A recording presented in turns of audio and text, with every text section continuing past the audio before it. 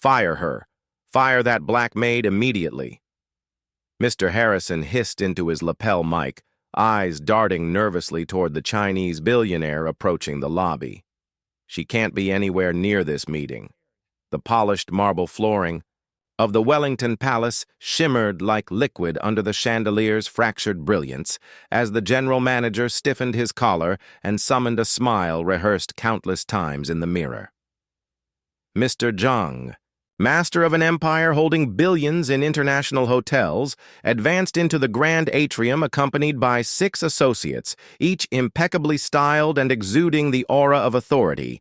Welcome to the Wellington. Harrison extended his hand with forced ease, but Zhang instantly began firing a rapid stream of Mandarin, the clipped syllables sharp and probing. Harrison's practiced grin faltered, his nerves collapsing into dread. His hands shook as he wrestled, with his smartphone stabbing the screen as sweat dotted his temple. The digital voice that finally translated the exchange distorted the words so grotesquely that Zhang's wince was unavoidable. "I'm so sorry, Mr. Zhang. But I'm afraid none of our staff speak Mandarin," Harrison admitted, watching his career crumble before his eyes. The words hung in the air like a death sentence. The opulent lobby fell silent as Zhang's entourage exchanged knowing glances. Chiang's expression hardened, his fingers tightening around the leather briefcase rumored to contain contracts worth millions. Behind them, a black woman in a gray housekeeping uniform, the same maid Harrison had just ordered removed, quietly pushed her cleaning cart past the tense scene. Her eyes briefly met the billionaire's before looking away, her face revealing nothing. No one noticed her presence as the drama unfolded. No one could see the Harvard diploma and Beijing University master's degree hanging in her tiny apartment, and no one had any idea that in just a few hours she would change everything. 3 hours earlier, the Wellington Palace Hotel had been a whirlwind of activity. The 5-star establishment, known for hosting dignitaries and celebrities, was preparing for perhaps its most important guest yet. Mr. Zhang arrives at precisely 200 p.m. Harrison announced during the emergency staff meeting, pacing the employee break room with military precision. His investment group controls over 30 luxury properties worldwide, and he's considering adding the Wellington to his portfolio. He straightened his already impeccable tie.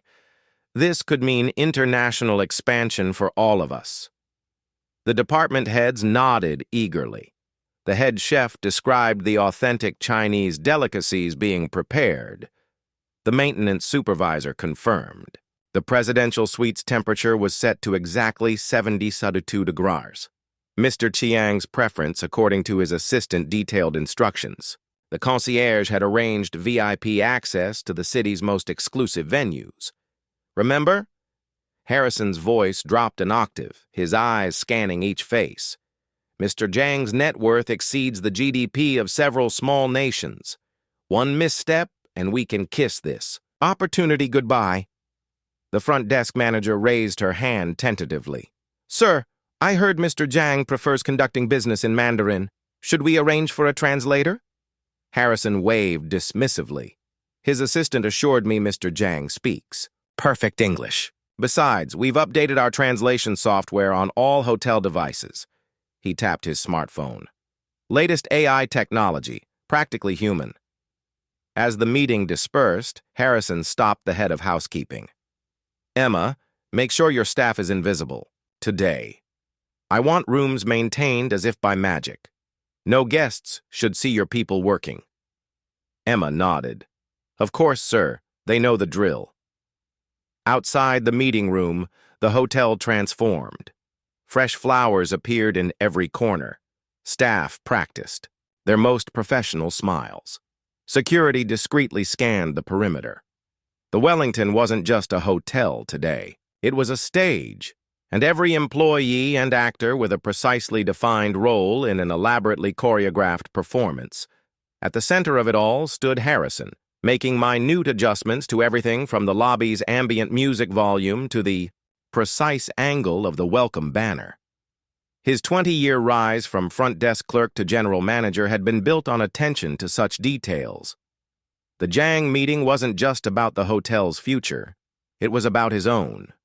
The regional director had hinted that successfully securing this deal could mean a promotion to the corporate office. Harrison checked his watch. 1 hour until Chiang arrived. He straightened a slightly crooked painting and allowed himself a moment of satisfaction. Everything was perfect, everything was under control. In the East Wing's executive suite, Olivia Thomas methodically refreshed the room, her movements efficient and practiced. At 32, she'd been part of the housekeeping staff for nearly 4 years. Invisible labor in a visible world of luxury. She tucked fresh Egyptian cotton sheets with hospital corners, aligning the monogrammed pillowcases with mathematical precision. From her cart, she selected the specific aromatherapy diffuser requested for this room. White tea and jasmine imported from China's Fujian province. Proper diffusion requires placement away from direct sunlight, she murmured to herself in perfect Mandarin, adjusting the device's position. Her fingers briefly brushed against a book in her work bag. Dog-eared pages of advanced international trade. Theory peeking out beside a well-worn Mandarin English dictionary. The walkie-talkie on her hip crackled. All housekeeping staff need to finish current rooms and remain in service areas, Emma's voice instructed. VIP arrival in 50 minutes. Understood, Olivia responded, quickening her pace. As she polished the bathroom fixtures, her reflection fragmented across the mosaic of mirrors. Bachelors in International Relations, Masters in East Asian Linguistics, fluent in Mandarin, proficient in Cantonese and Japanese, all leading to pushing a housekeeping cart through America's luxury hotels. 4 years ago, she'd returned from studying abroad in Beijing with dreams of working in international business. 300 rejection letters later, her student loans demanded payment. The Wellington had been hiring. Temporary, she'd told herself. Yet, here, she remained. She'd watched countless business meetings from the periphery, silently correcting mistranslations in her head while emptying wastebaskets. She'd overheard negotiations where millions changed hands while she earned minimum wage, plus tips. The irony wasn't lost on her. In a globalized economy desperate for cultural bridges, her skills remained hidden behind a uniform that rendered her functionally invisible. As Olivia finished the suite, she glanced at her watch, still time to review the Chinese Economic Journal. She'd been reading during breaks. She pulled it from her bag as her phone buzzed with a notification from her student loan searer. Payment past due. She sighed, tucking the journal away. Another day, another room, another chance to practice skills no one knew she possessed. She pushed her cart into the hallway, nodding politely as executives rushed past without seeing her. Just another invisible person in a building full of very important ones. At exactly 2 p.m., a fleet of black Mercedes SUVs pulled up to the Wellington's circular driveway. The doorman snapped to attention as the security team emerged first, scanning the entrance with practice efficiency. Harrison stood at the front, surrounded by his executive team, all wearing their most welcoming smiles.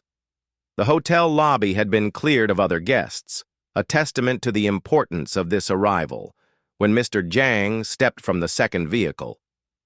The air seemed to electrify.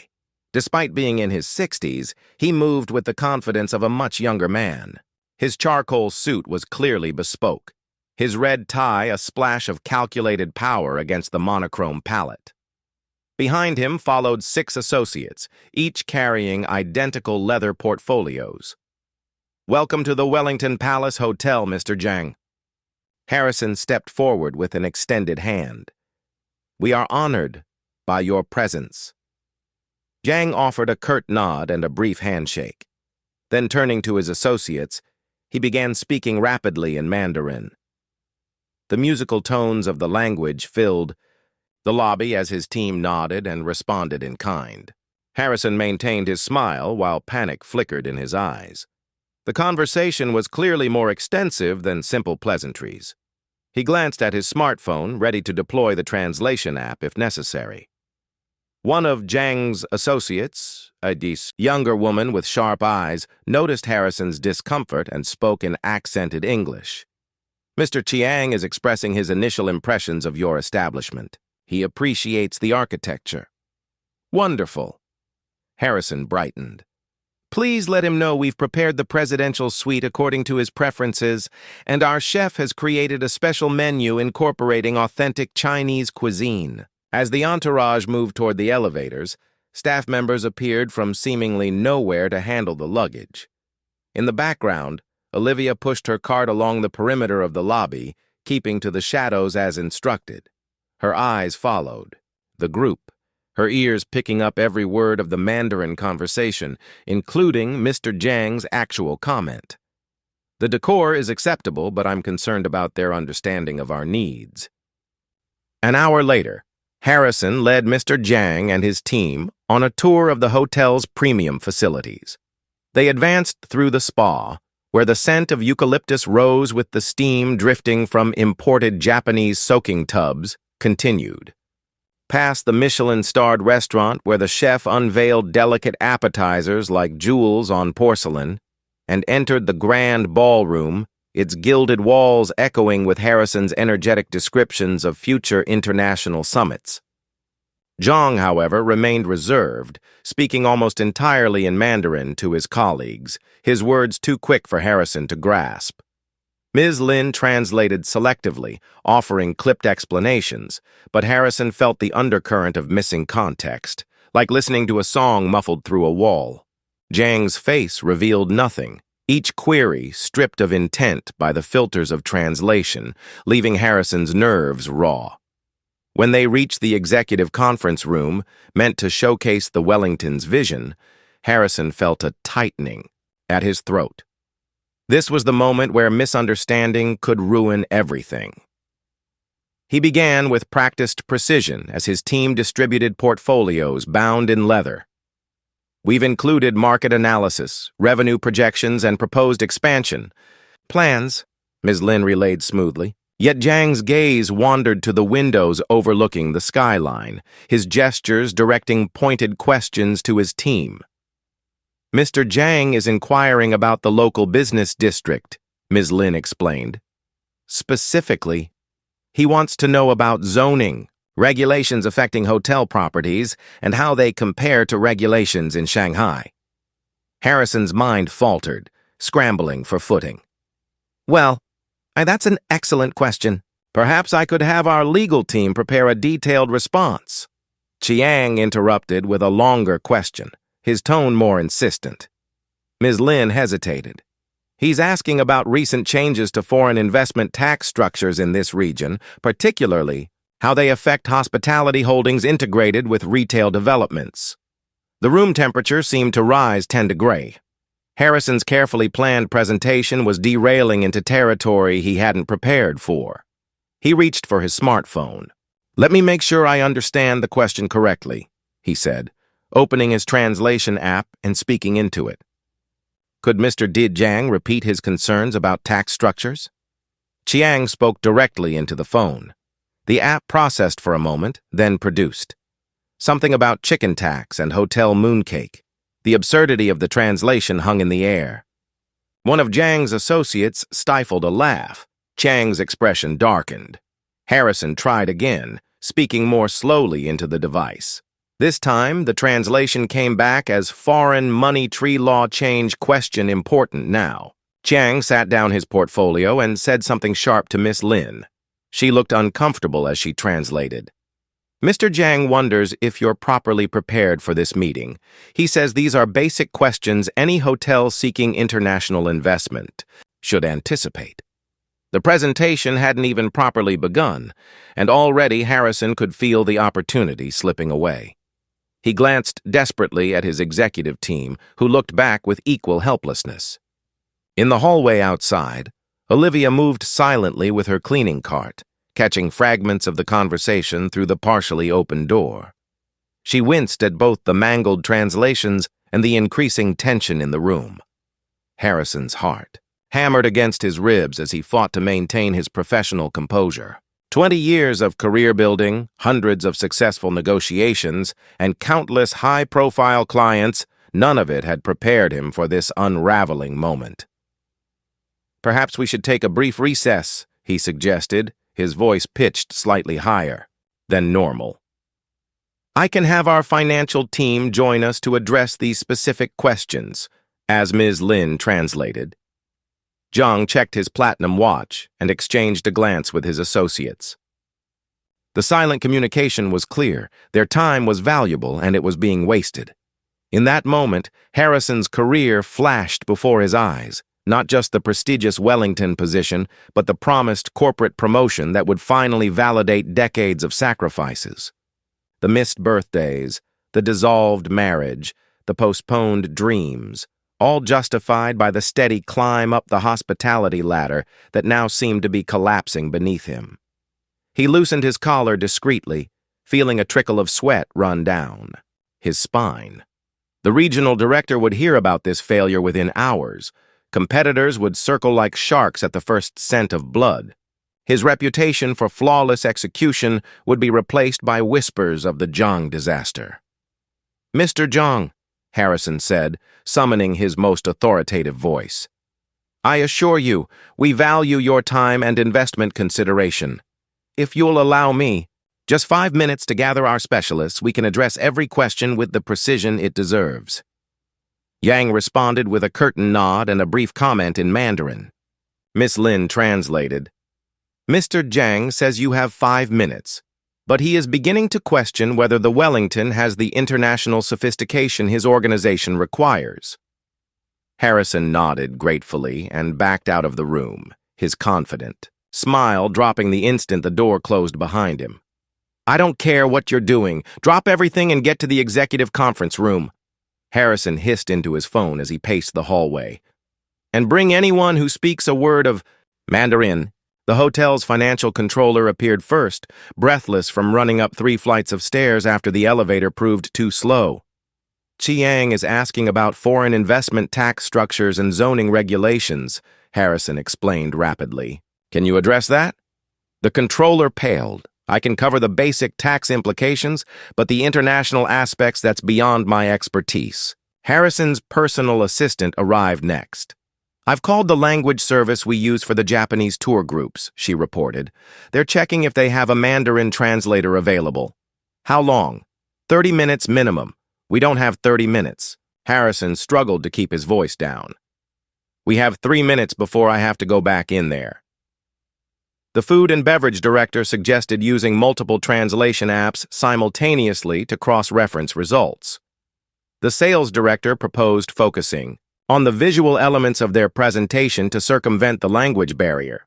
The head of security mentioned his cousin took Mandarin in college, though he lived 2 states away. Each suggestion hit the wall of impracticality as the minutes ticked by. Harrison's assistant returned, phone in hand. "The language service says their only Mandarin speaker called in sick. They're trying to locate a backup." Through the cracked door, Harrison could see Zhang checking his watch again, leaning over to whisper something to Ms. Lin. She nodded gravely. The IT manager joined the growing cluster of executives in the hallway.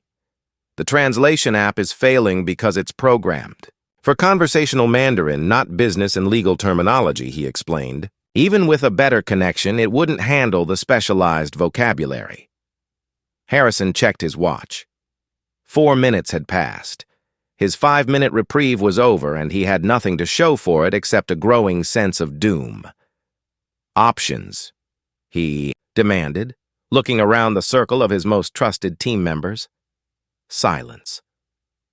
"Very well." He straightened his tie and took a deep breath. "I'll go back in and apologize for our unpreparedness. I'll request to reschedule the formal presentation for tomorrow, which gives us time to find a proper translator." Even as he said it, Harrison knew that rescheduling was tantamount to failure. In Zhang's world, second chances were rarely given. He pushed the door open and stepped back into the conference room, his career hanging by an increasingly frayed thread. "Mr. Zhang, I must apologize for the delay, Harrison began, the strain evident beneath his professional veneer. I'm afraid we're experiencing some unexpected challenges with the technical aspects of our translation capabilities. Ms. Lin translated, her tone noticeably cooler than before. Zhang's response was brief and clipped. Mr. Zhang says he understands that difficulties arise, Ms. Lin relayed. However, he is concerned that a hotel seeking international investment appears unprepared for international communication. Harrison nodded, absorbing the diplomatic yet damning assessment. We would like to suggest rescheduling our formal presentation for tomorrow morning when we can ensure proper translation services are available. As Ms. Lin translated this proposal, Zhang's expression shifted from mere disappointment to something closer to decision. He conferred quietly with his associates, several of whom were already closing their portfolios and checking their phones. Ms. Lin hesitated before translating. Mr. Zhang has appointments with 2 other hotel groups during his 3-day visit to the city. He says perhaps it would be more efficient to focus on those meetings instead. The carefully chosen words didn't mask the reality. Zhang was preparing to walk away, not just from this meeting, but from the Wellington entirely. Harrison felt the blood drain from his face. Please assure Mr. Zhang that we value his time immensely. Perhaps we could continue with the portions of our presentation that don't require detailed translation, and I can have my team work through the night to prepare. Kang's raised hand cut the air like a blade, halting Harrison mid-sentence. He spoke quickly to Ms. Lin, not even glancing at Harrison any longer, as though the general manager had already been dismissed from the conversation. Ms. Lin's polished mask slipped a fraction as she translated, her words carrying a measured chill. Mr. Zhang is considering whether continuing this meeting is worthwhile. He suggests that a hotel unable to communicate effectively with international clients may not be prepared to serve an international clientele. Zhang turned toward the associate. On his left, whispering a phrase that triggered immediate action, the man nodded and began typing briskly on his phone. No translation was necessary for the implication. Alternatives were being lined up. Out in the hallway, the executive team observed through the glass, their faces pale with dawning horror as both their chance and Harrison's future trembled on the edge of ruin. Olivia, standing unobtrusively with her cleaning rag, seemed absorbed in polishing a carved molding, but in truth, she heard everything. She understood each Mandarin phrase, from the technical references to zoning restrictions to the pointed remarks about global readiness. She caught not just the words, but the underlying test in Zhang's tone. This was not about vocabulary, but about proving the Wellington's place in an international arena. Her hand paused, cloth resting against the wall, as the old weight of choice pressed down, years of rejection letters, loan notices, and daily invisibility condensed into this moment.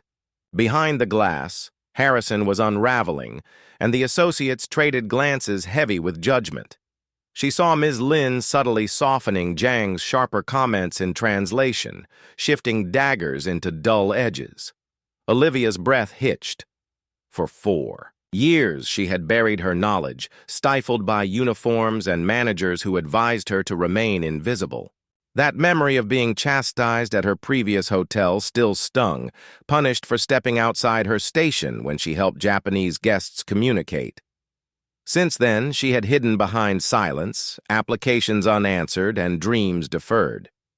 Now, however, she watched a billion-dollar opportunity vanish, along with her own faint hope of advancement. If Zhang walked, so would the possibility of change. Expansion would collapse before it began. Something within her stirred. Pride, defiance, maybe even destiny.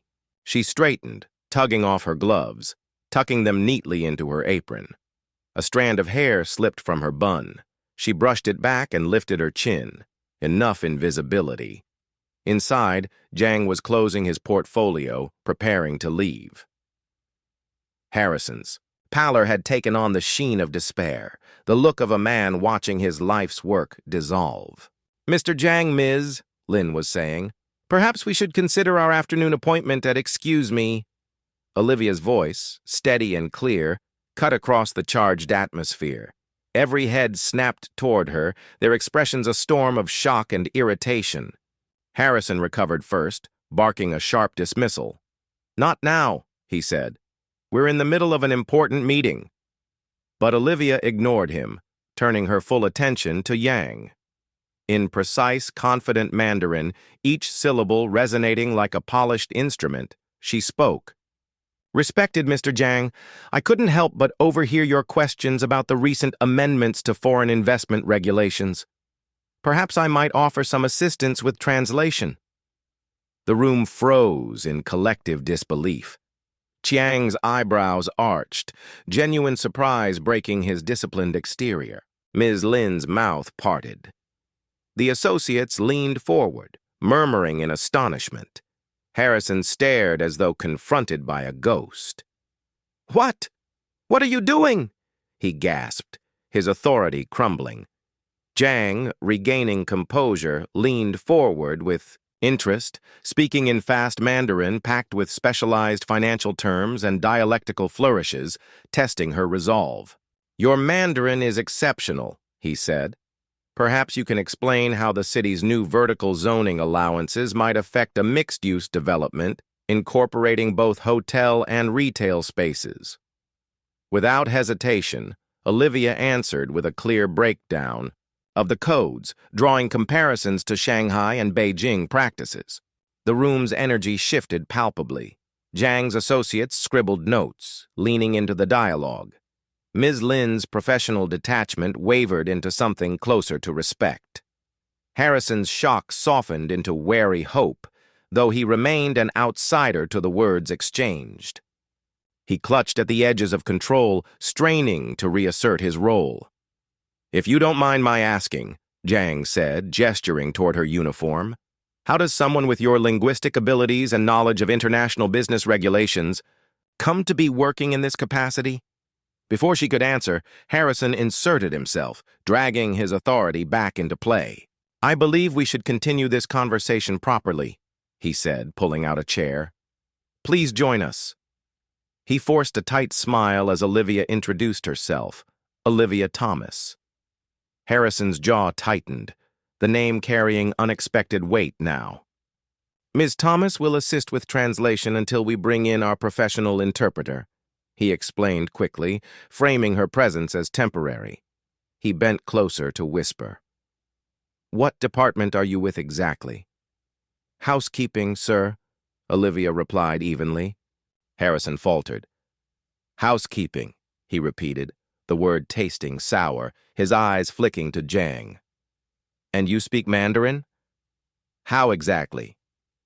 "I studied at Beijing University," Olivia answered, her tone steady. "A master's in East Asian linguistics and international business relations." The revelation stunned him, leaving his whisper ragged.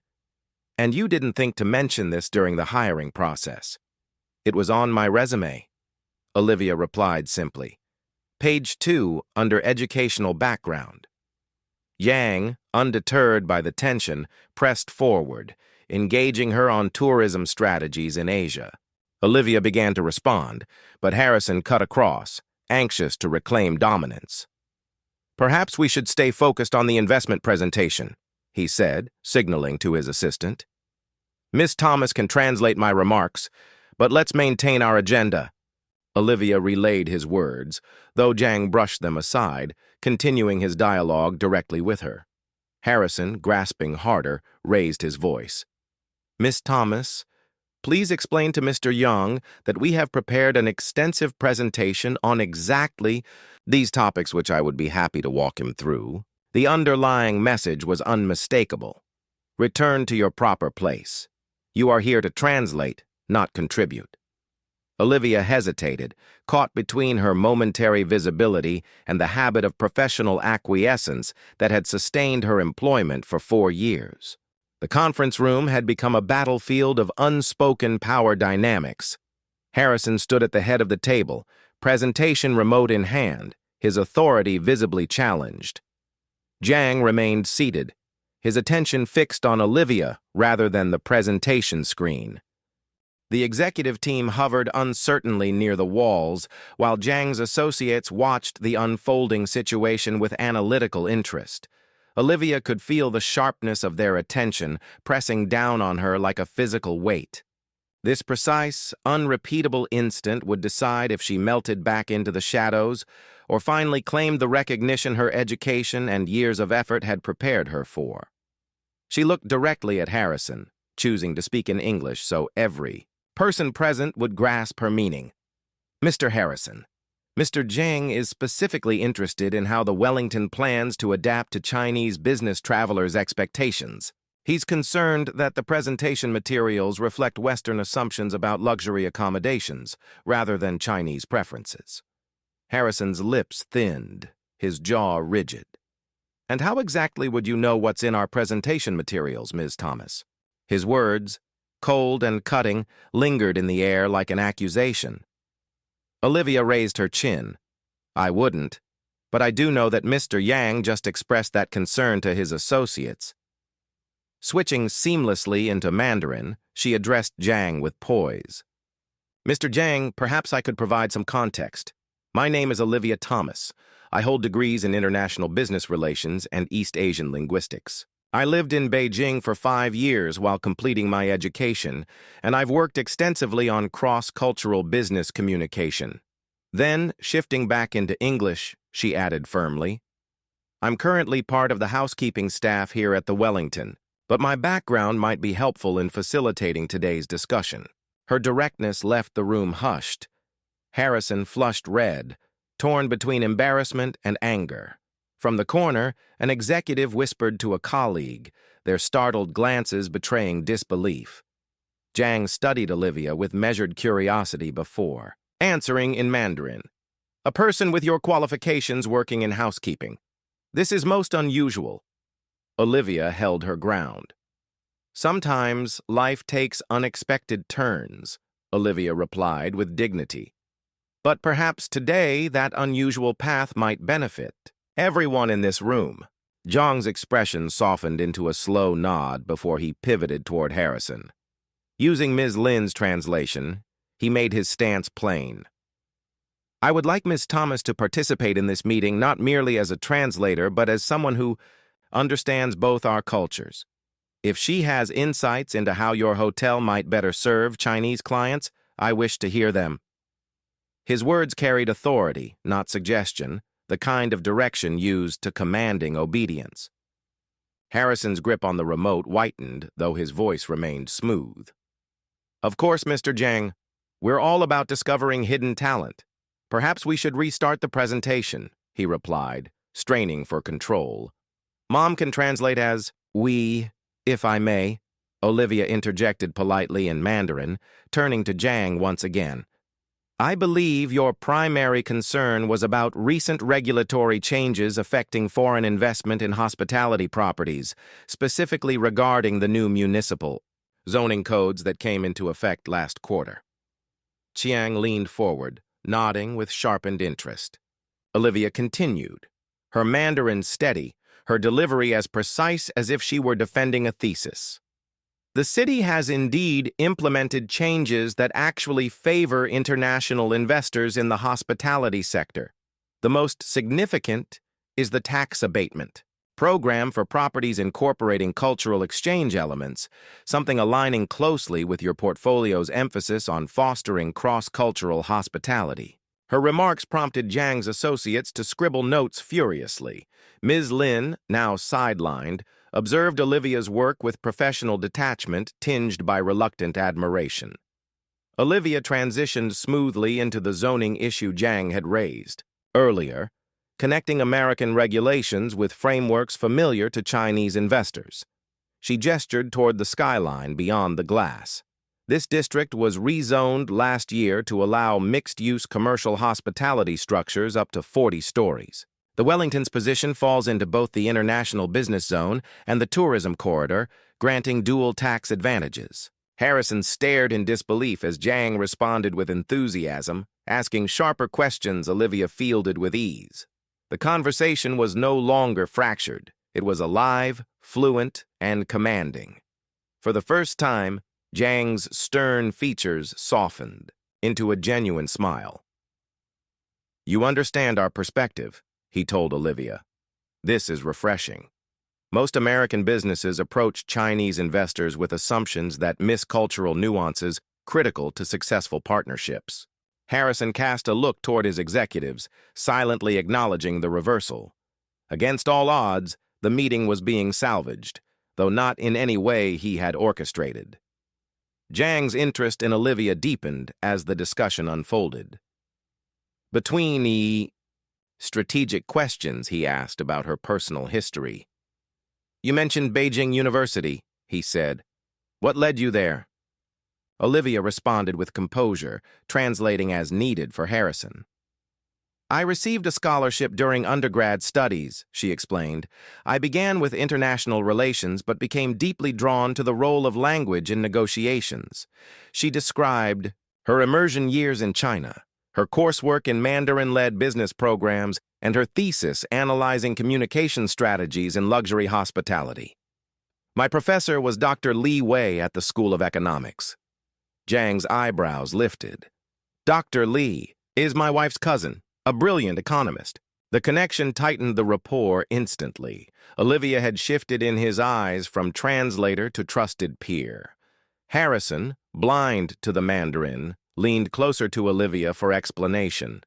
"Mr. Zhang and I discovered we have a connection through my former professor at Beijing University," she summarized. "We're discussing how my research on luxury hospitality and Asian markets might be relevant to his investment considerations." Harrison nodded stiffly, masking relief and discomfort. "And how exactly did someone with your background end up?" He gestured at her uniform, words left unfinished. "That's a longer story," Olivia said lightly, turning back to continue with Zhang. The dialogue escalated into layered, complex strategies on cross-market hospitality ventures. Olivia wasn't relaying words anymore. She was building cultural bridges. The Wellington's features, she explained, already aligned with Chinese expectations in certain areas. Privacy in suites, feng shui in layouts, emphasis on water features. But she also highlighted blind spots, missing tea service, insufficient multi-generational spaces, limited digital integration with Chinese payment platforms. Harrison blinked at details his team had overlooked. Zhang nodded in approval. "You understand nuances that most Western hospitality groups miss entirely," he said. "These are exactly the adaptation points we look for when considering investment partners." Olivia's responses carried the weight of research and lived experience. When Zhang pressed on competitor properties, she answered with academic comparisons, impressing even his seasoned advisors. Harrison's polished presentation sat untouched as Olivia crafted something far more powerful: an authentic, relevant dialogue. Zhang raised issues of regulatory compliance, and Olivia countered with innovative, balanced solutions. Chiang's admiration became plain. This is precisely the kind of creative problem-solving that successful international ventures require. "Where did the Wellington find you?" Before Olivia could speak, Harrison cut in. "Miss Thomas is a recent addition to our international relations team." His falsehood rang hollow beside her uniform. After nearly an hour, Zhang turned back to Harrison, his respect unmistakable, speaking through Ms. Lin. "Your hotel has impressive potential for integration into our international portfolio," he said. "Ms. Thomas has highlighted compatibility factors I hadn't previously considered." Harrison nodded quickly, relief surging through him. "We're fortunate to have her expertise available today." Chiang's gaze shifted between Olivia's professional demeanor and her housekeeping uniform, the contrast increasingly impossible to ignore. "May I ask?" he said directly to Harrison. "What is Ms. Thomas's official position at the Wellington?" The question landed like a stone in still water. The executive team shifted uncomfortably. Harrison's smile froze. Before he could formulate a response, Zhang continued. "Because someone with her qualifications, language proficiency, and business acumen would typically hold a senior position in my organization. Ms. Lin's translation, this time carried no protective veil, every syllable delivered with surgical clarity. Harrison's throat tightened as he forced words past the lump rising there. Ms. Thomas currently works in our housekeeping department. Zhang's features betrayed genuine disbelief. His gaze shifted back to Olivia, this time in unvarnished Mandarin. You maintain rooms with these credentials? Yes, she answered, her posture steady, her voice unflinching. Honest labor, while I continue searching for work that fits my background. Zhang shook his head, astonished. This is a serious misplacement. In my company's talent scouting ensures individuals like you are never overlooked. He pivoted toward Harrison, his eyes sharp as blades. Mr. Harrison, it troubles me that someone like Ms. Thomas is cleaning guest rooms instead of strengthening your international strategy. The criticism landed clean and merciless, leaving no room for defense. Harrison flushed deeply, the words searing through his professional pride as the executives shifted uneasily. Emma, who had entered quietly, stared at Olivia with dawning respect. There seems to be a profound misunderstanding of Ms. Thomas's capabilities, Harrison said, his tone straining for composure. We value all employees and constantly strive to align talent effectively. But the hollowness of his corporate jargon was laid bare against the authenticity of the dialogue between Zhang and Olivia. In that instant, Harrison perceived the Wellington not through his own polished lens, but through Zhang's critical eyes. It wasn't merely a lapse in translation. It was an institutional failure to recognize brilliance already standing under their roof. How many more hidden Olivias were buried in uniforms, unseen and unheard? The realization rattled him deeply, challenging everything he believed about leadership. Ms. Thomas, he managed, turning with unexpected sincerity. It appears an apology is owed, as well as a discussion about your place within the Wellington. When the meeting wound down, Zhang extended, his hand toward Olivia. I have been impressed not only by your fluency, but by your insight into cross-cultural business, he said in Mandarin. Our company always seeks individuals who can unite Eastern and Western practices.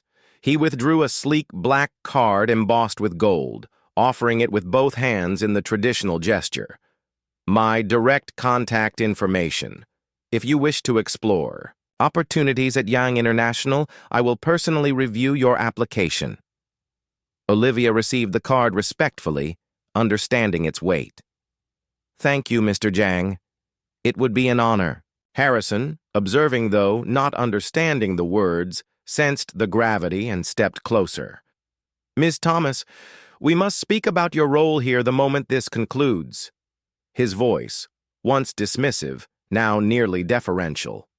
Zhang nodded with approval. At the shift, I will recommend the Wellington to my partners, he declared through Ms. Lin, but I strongly advise reviewing how you identify and cultivate talent.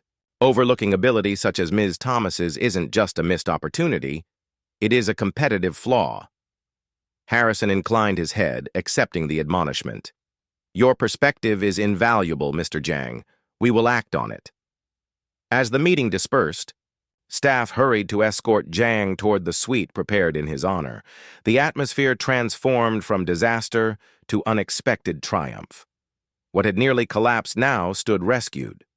Left in the conference room's quiet, Olivia lingered, her pulse still catching up to the weight of what had happened. Invisibility had fallen away, replaced by the dizzying brightness of recognition. Emma approached cautiously, her expression softened. I had no idea, she murmured. All this time. Olivia smiled faintly, fingers brushing Zhang's card. Sometimes, talents just wait for their moment to be seen. A month later, Olivia stepped onto the executive floor of the Wellington Palace. The gray uniform was gone, replaced by a tailored suit in charcoal, her shoes clicking with purpose against polished marble. Her name badge now proclaimed Director of International Guest Relations, a role created just for her. Colleagues who, once passed without acknowledgement, now greeted her with respect. Her office, once an unused conference room, bore marks of her cross-cultural vision. A traditional Chinese tea set beside modern tech, shelves stacked with linguistic texts and hospitality manuals. On her desk sat two framed items: her Beijing University degree, displayed with pride, and a signed letter of intent from Zhang International, confirming the Wellington's place in their portfolio. Harrison had extended the offer the same day of the meeting, the salary resolving years of debt, but more importantly, granting her the chance to use her talents fully for the first time since returning from China. The invisibility was over. The work she was meant to do had begun. In the conference room, Olivia stood before 30 employees from every department: housekeeping, maintenance, culinary, concierge, all gathered not to serve, but to be seen. "Welcome to the first session of the Wellington's Hidden Talents Initiative," she began. "You are here because you indicated skills, languages, or training not used in your current role." Behind her, the screen lit with a mission statement, recognizing the whole person behind every position. "Just 1 month ago, I was outside this very room with a housekeeping cart," she reminded them. "Today, I am here helping us reshape how we serve international guests. My skills didn't suddenly appear. They were always here. The only difference is that someone finally saw them." A slide appeared, revealing survey data. 40% spoke a second language, 65% had certifications or degrees beyond their jobs, 78% had unused specialized talents. "This isn't only about languages," she said passionately. "It's about acknowledging that every one of you brings a whole self to the Wellington, not just the fraction visible in your roles." Harrison, standing at the back, nodded solemnly. The Hidden Talents Initiative had been born from his own reckoning, a system to ensure no one like Olivia would ever remain unseen again. "Today," Olivia said, "we begin building pathways to align those hidden gifts with the needs of the Hotel. Excellence in service starts by seeing excellence within our own people." That evening, sunlight stretched long shadows across the lobby as Olivia greeted a delegation from Shanghai. Her Mandarin flowed effortlessly, introducing them to amenities that now included authentic tea service and WeChat Pay. Passing staff, she caught the eye of a maintenance worker adjusting lights, an engineering student she recognized from the initiative. Their silent nod carried shared understanding. In just a month, she had identified 17 hidden talents, 3 promoted, 5 compensated for language use, all newly visible. A person's value, like a diamond, is not diminished by neglect. It waits for the day the right gaze uncovers its brilliance. In your workplace, your community, perhaps even in your home. Who might be invisible right now? What extraordinary talents lie hidden behind ordinary titles? And what might happen if you were the one to finally see them? If this story resonated with you, don't keep it hidden. Subscribe to Beat Stories now and hit that like button. Every week we bring you powerful narratives that reveal the extraordinary within the ordinary. Join our community of storytellers and truth seekers because everyone deserves to be seen. Beat Stories, where every untold story finds its voice. What happened today isn't just a story. It's a reminder. Silence protects systems, but courage rewrites them. At Beat Stories, we don't just watch change, we document it. Subscribe for more real stories that challenge power and amplify truth.